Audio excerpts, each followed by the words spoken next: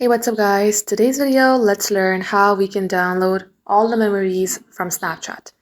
For that, you're going to have to launch your Snapchat app, get logged into your account, then tap onto your Bitmoji or your profile icon on your top left.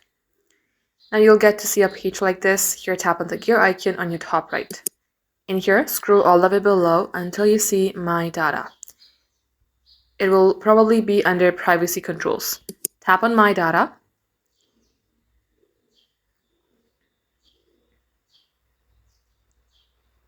And at this page, toggle on the button that says Export Your Memories. It says just looking for an easy way to get your memories, request only memories. So tap onto that button and likewise select the time. You can either select yesterday, last month, or all time. As you do that, you're going to have to simply export it. So scroll below and then tap on Submit.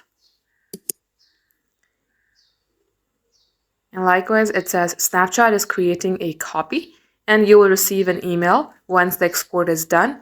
Created on Monday this time, so you will soon receive an email within like 2 or 3 business days, depending upon how much memories that you have on your Snapchat account.